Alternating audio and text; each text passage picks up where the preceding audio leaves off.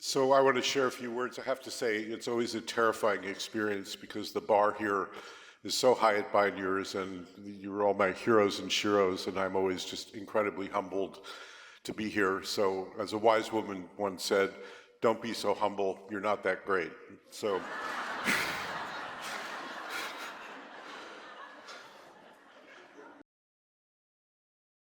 In 2018, the satirical magazine The Onion ran this classic headline: Exxon CEO depressed after realizing Earth could end before they finish extracting all the oil. Fast forward to 2024, following Exxon's record profits in the hottest year in human history, Exxon CEO blamed society for failing to produce solutions to global boiling caused by fossil fuels. He announced that clean energy doesn't provide, quote, the ability to generate above average returns for investors. So Exxon, and in turn, the entire industry, are doubling down. Here on this 35th anniversary of Bioneers, it reminds me of a popular bumper sticker that was circulating in the early 90s. It's the corporations, stupid. Today we gather in a traumatic moment of existential dread. We harbor deep wounds amid radical uncertainty. Earth is a hot mess. In 2023, climate disruption brought worldwide ecological mayhem and the hottest year in 125,000 years. At the Tehran airport in Iran last summer, the heat index reached 152 degrees Fahrenheit, beyond the limits of human survival and human infrastructure. In the US, we're one election cycle away from fascist rule. Authoritarian movements and dictatorships stalk the world while democracies falter. We're bedeviled by war and divisions at the very moment we need to unite to address the climate emergency and the most extreme inequality in history. It's no coincidence that corporations rule the world. As Paul Hawken once said, the more corporations are in control, the more the world is out of control. The arc of the moral universe is facing up against a straight-up hostile takeover. As the fascist progenitor Mussolini observed, fascism should more appropriately be called corporatism because it's the merger of corporations and the state. As the irresistible forces of nature and justice collide with the immovable object of concentrated wealth, we're witnessing a pathology that psychologists call extinction bursts. When a positive reinforcement is removed from a habitual negative behavior, it often provokes a backlash. Like a child's tantrum, there's a sudden radical spike in the intensity and frequency of the behavior before it finally dies down and out. So here are some snapshots of the countervailing forces at odds with each other in this age of extinction bursts. The fossil fuel extinction burst marks a desperate endgame to halt the unstoppable transition to renewable energy. In 2023, for the first time ever, investment in wind and solar outpaced oil and gas investments by a third, a lot. No new investments in oil and gas are necessary. As Carbon Tracker reports, a vast new energy system is emerging at scale that can challenge fossil fuels on multiple fronts. We're entering an age of energy surplus and stranded assets. Hence, the fierce market manipulations and savage attacks against disinvestment by woke capitalism and environmental, social, and governance funds. These ESG funds now comprise 14% of global assets, and they're plenty profitable without oil, gas, and other extractive and destructive investments. Meanwhile, China has methodically positioned itself to dominate the burgeoning solar growth industry. It's teeing up a market-making global juggernaut to deliver solar panels, electric cars, and lithium batteries everywhere all at once, cheap. So buckle up, here it comes. Simultaneously, the wealth inequality extinction burst is reaching peak greed. The preposterous concentration of wealth is driving surging labor movements and widespread popular anger, both left and right. Here's why. With a combined wealth of $2.3 trillion, the Forbes 400 now own more wealth than the so-called bottom 61% of the country combined. In 2023, for the first time, billionaires accumulated more wealth through inheritance than entrepreneurship, creating unprecedented dynastic loot. ProPublica compared how much the 25 richest Americans paid in taxes compared to how much Forbes estimated their wealth grew over a 15-year period. Their true tax rate averaged 3.4%. That matches the 3.3% average rate paid by the bottom half of taxpayers. The result of the wealthy gaming the system is that federal budgets are starved, except of course for the military and intelligence budgets. Infrastructure is collapsing, social services have shriveled, and the solvency of Social Security and Medicare is chronically insecure. Before the Citizens United decision opened the floodgates of corporate money and made free speech prohibitively expensive, the spending on the 2008 election was $717 million. In 2020, it topped $14 billion. So it's no surprise that Princeton scholars Martin Gilens and Benjamin Page found that economic elites frequently get everything they want, while the odds of average Americans' political desires becoming policy amount to, quote, random noise. In these skid marks of plutocracy gone off-road, labor activity has gained traction. Although union membership is at a historic low after decades of corporate assaults, the number of striking workers is at the highest in decades. Public support for unions is at its highest level since 1965, 70% of the general population and 88% of millennials. The historic United Auto Workers strike has won not only major financial gains, but an unprecedented say in management decisions such as technology and investments. The UAW is now mobilizing to organize several more car companies, including Tesla, and hundreds of thousands of non-union workers. The Screen Actors Guild and Writers Guild shut down Hollywood and gained similarly unprecedented concessions.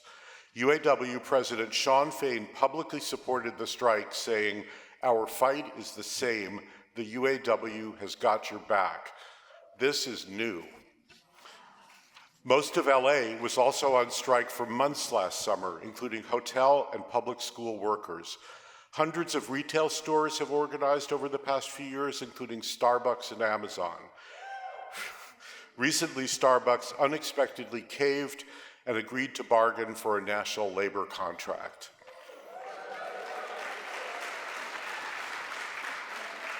Some of the nation's largest unions are on the move, from the AFL-CIO to the Teamsters and the SEIU. One Fair Wage, Saru is here, I know, Saru Jayaraman, is helping organize hundreds of thousands of service workers. Said UAW President Shawn Fain, "If we're going to take on the billionaire class and rebuild the economy so it starts to work for the benefit of the many and not the few, then it's important that we not only strike, but we strike together. Strikes work, solidarity works." Fain is now calling for a national general strike in 2028. Meanwhile, the community wealth building movement is also gaining traction globally. It's working to relocalize and decorporatize regional economies while democratizing ownership and decision-making.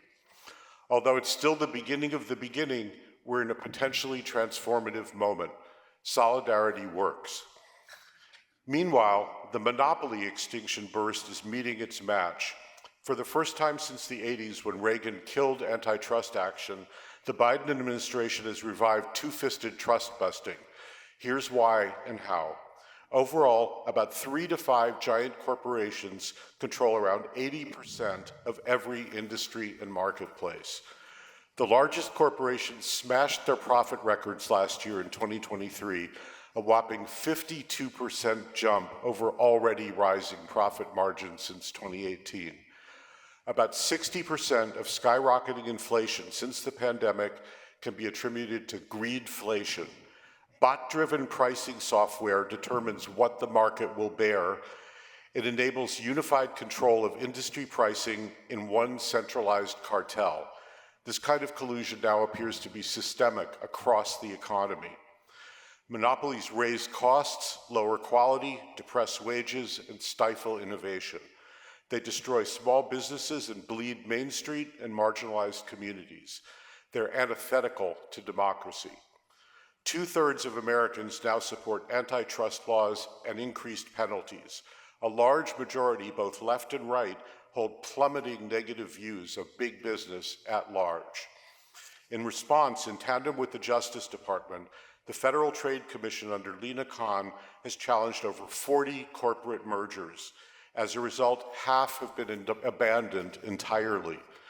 The FTC case against Google became the first major anti-monopoly action in 25 years, while the epic Amazon and Apple cases are close behind. The rap sheet of industries facing antitrust prosecutions grows weekly. Meanwhile, the FCC is moving to reinstate net neutrality, a huge potential win for the public interest. In the EU, the Digital Markets Act has now taken game-changing antitrust actions against Alphabet, Amazon, Apple, Meta, Microsoft, and ByteDance, the owner of TikTok. It provides a template here in the US to rein in and break up big tech, and according to polls, half of Americans want to do just that. The patriarchy extinction burst has radically escalated its war on women, climaxing with the Supreme Court decision's Dobbs decision overturning Roe v. Wade. To justify the ruling, Justice Samuel Alito cited, quote, eminent common law authorities. That included Sir Matthew Hale, the 17th century Chief Lord Justice of England. In a time when by law women were considered property, not persons, Hale made marital rape acceptable under common law, and it remained legal in many US states right through the 90s. Hale later presided over a trial of 2 women accused of being witches, which he firmly believed in. They were convicted and hanged. The trial became the model for the Salem witch trials of 1692. In other words, the Dobbs decision was a modern witch hunt. It echoed back across centuries of misogyny, violence against women, and the denial of personhood and bodily autonomy. The retrograde Dobbs decision is so far out of step with the popular will that it's mobilized voters to pass initiatives guaranteeing the right to abortion even in ruby red states such as Kentucky, Kansas, West Virginia, and Ohio. It's on the ballot in numerous states this fall and could well be a decisive factor in the 2024 elections.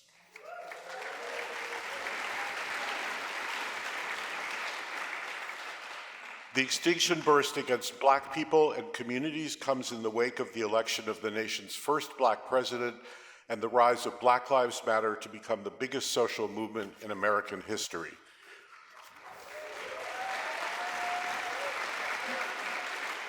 Hence, the aging white Republican Party has tripled down to restrict voting rights and to ban affirmative action, DEI programs, and the teaching of Black history and critical race theory. These are the desperate efforts of racial capitalism, as Tom Hartman puts it, to, quote, freeze what's left of America's racial hierarchy. It's Confederacy 2.0, the lost cause born again to sustain both the racial and class hierarchy. It's a last-ditch play to stem the inevitable tide of a diversifying electorate and a majority-minority population within just decades away. At the same time, a Christian nationalism extinction burst coincides with white Christians dropping below half the US population for the first time. As indigenous scholars have long documented, the Christian nationalism resurgence we see today traces back to papal edicts climaxing in 1493 during Columbus's triumphant return to Spain. The papal doctrine of discovery declared Western Christianity and European civilization superior to all other cultures, races, and religions. It was a theological license to conquer and kill. The doctrine blessed the Christian domination, colonization, and enslavement of indigenous peoples. It sanctioned blood-soaked centuries of land theft, genocide, and imperial extraction. It would soon escalate with the atrocity of the African slave trade. It laid the foundations of white supremacy as well as U.S. property law. The Supreme Court cited the doctrine of discovery in decisions from 1823 right up to 2020. As the radical Christian historian Robert C. Jones writes in his book, The Hidden Roots of White Supremacy, the doctrine of discovery furnished the foundational lie that America was, quote, discovered, and enshrined the noble innocence of, quote, pioneers. This sense of divine entitlement has shaped the worldview of most white Americans. In other words, it's the original big lie. As Jones points out, a 2023 Christian nationalism survey found that among white Americans today, this belief is strongly linked to structural racism, anti-immigrant sentiment, anti-Semitism, anti-LGBTQ sentiment, support for patriarchal gender roles, and even support for political violence. A bitter irony is that Britain's first export to its new colonial corporations was its own teeming hordes of the poor and dispossessed. They were despised at home as waste people. They often came as indentured servants to literally be worked to death.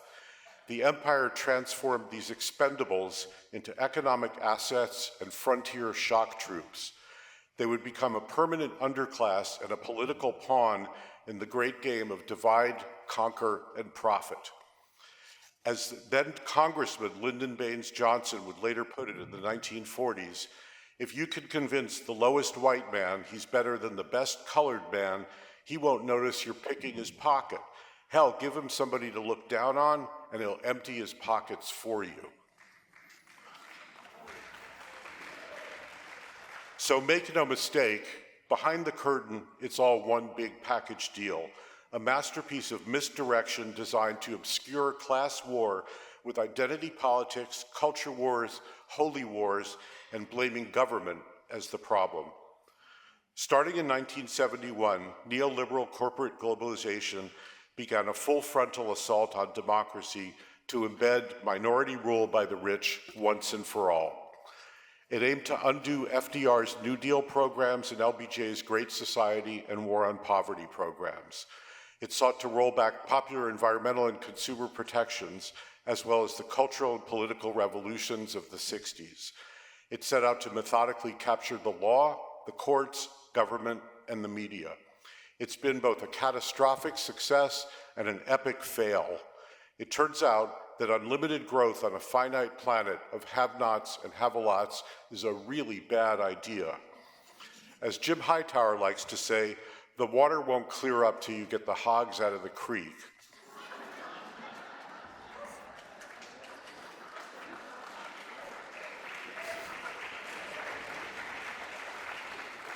At the legal heart of the corporate coup is the doctrine of corporate constitutional rights. Manufactured by Supreme Court justices in 1886, the doctrine built an edifice on the text of the U.S. Constitution that afforded its highest legal protections to property and to commerce. The 2010 Citizens United decision was built on the same scaffolding.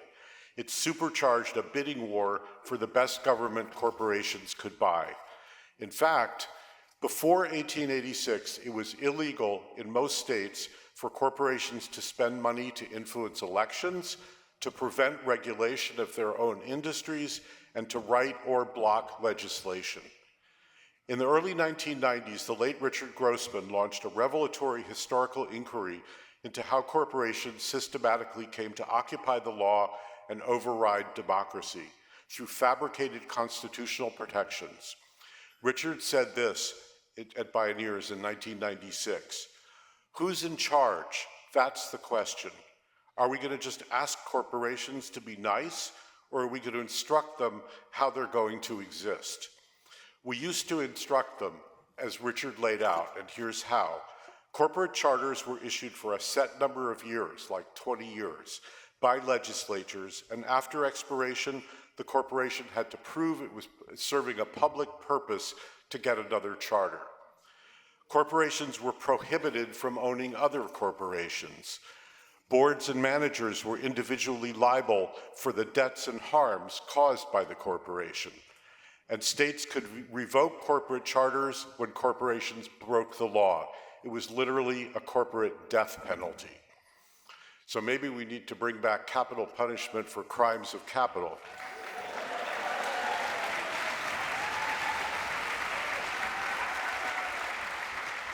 And by the way, most of these provisions were the law of the land in most of the states up to 1920.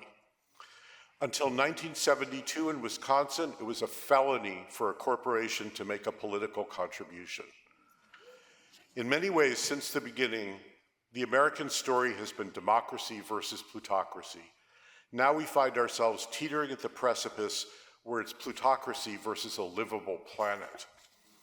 In addition to redefining corporations themselves, we also need to create and enforce new human and environmental rights that by their very existence limit corporate rights. Those include recognizing the rights of communities to self-determination and the rights of nature, which is now, as I said, the fastest growing environmental movement in history, with indigenous leadership at the forefront.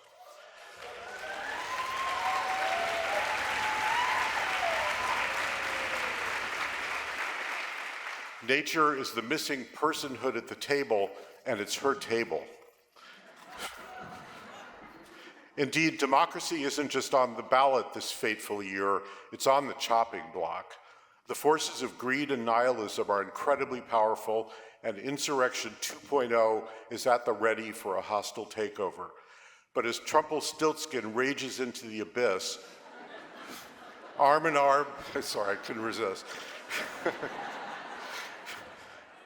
Arm in arm with the GOP, the grand old plutocracy, it's entirely possible it's provoking an irresistible democracy burst. It's imperative that we build the power necessary to keep making the long-term transformational change that majorities of people want, the world wants. So how about in this age of extinctions, we extinguish corporate rule and environmental destruction, and wealth inequality and monopolies, and racism and patriarchy and misogyny and the doctrine of discovery and wars while we're at it too.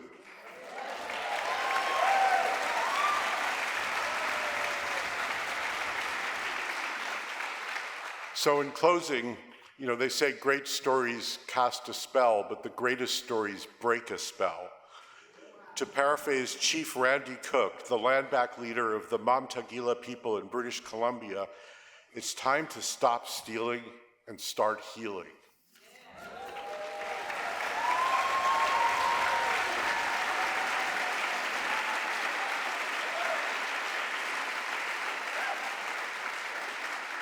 As the spell breaks, one thing's for sure: to start healing and stop the stealing, either we stand together or we fall apart. Our common ground literally begins with Mother Earth. Our many diverse movements are really one movement. Solidarity works. As Astra Taylor and Leah Hunt Hendricks so eloquently write, solidarity weaves us into a larger and more resilient we through the precious and powerful sense that even though we're different, our lives and our fates are connected. Solidarity is the essential and too often missing ingredient of today's most important political project, not just saving democracy, but creating an egalitarian, multiracial society that can guarantee each of us a dignified life. 35 years ago, Bioneers called for a Declaration of Interdependence. Now is our time to realize it. May it be so. Thank you.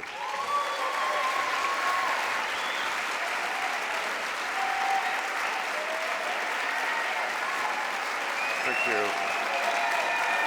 Love you all.